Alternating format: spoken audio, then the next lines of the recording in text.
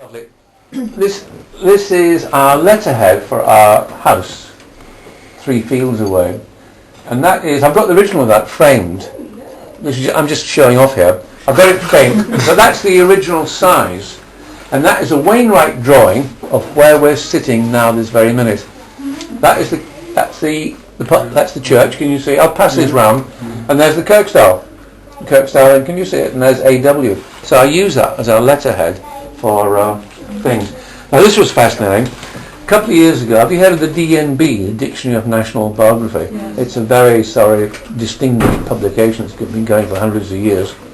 You get bugger all to write in it, but it's looked upon as a great accolade if you're asked to do the official biography of 1,000 words of a famous dead person. So I was thrilled when they asked me to do Wainwright. What they do is they actually, to make sure you get it right, they send you all his certificates, most of which I had. His marriage certificate, I've got the 2 marriage certificates, which I already had. There's no wedding photograph of Wainwright, by the way, in existence. That was one of the hard bits. We think he might have destroyed it when he stopped talking to. Nobody's ever found it. We've got a photograph of Ruth and Wainwright at somebody else's wedding, which is in the book, and they're sitting poles apart.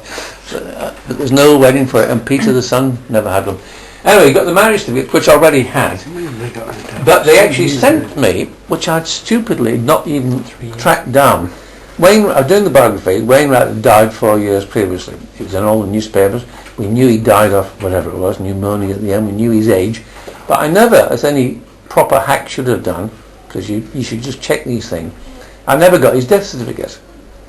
Why did I need it? But the DNB, in getting the package together for me, got a copy of his death certificate. And guess what?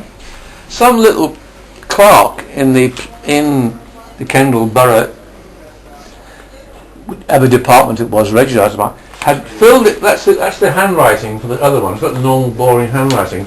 Anyway, they filled it in Wainwright scroll. They'd written it as if it was Wainwright. Can you see that handwriting? Yeah. Isn't that a beautiful work of art? And I'd like to have used that in the book, but of course I only just got it recently. Right, so that's the. I'll pass this round for you to see. I've got the first edition of every Wainwright book, because I'm a great collector of all sorts of memorabilia. And I brought this one. You've all got clean hands, haven't you? Yes? Yeah.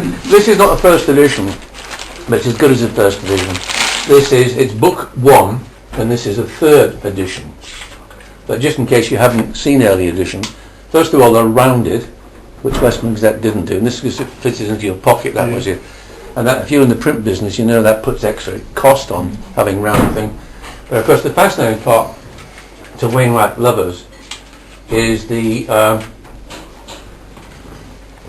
imprint printed by Bateman and Hewitson. And if you know the Wainwright story, you remember he went to see, what was he called? Stanley Hewitson, who was the first little. So it was done by this original publisher, and you've got Henry Marshall's name on it, the person he dumped after 5 books. So this is, if you are a collector of Wainwrights, first editions will cost you 100 or 200 quid these days, depending where you buy them. But the early editions are fascinating and quite cheap. But what you want to get is the ones with that plate there in it, the Henry Marshall plate.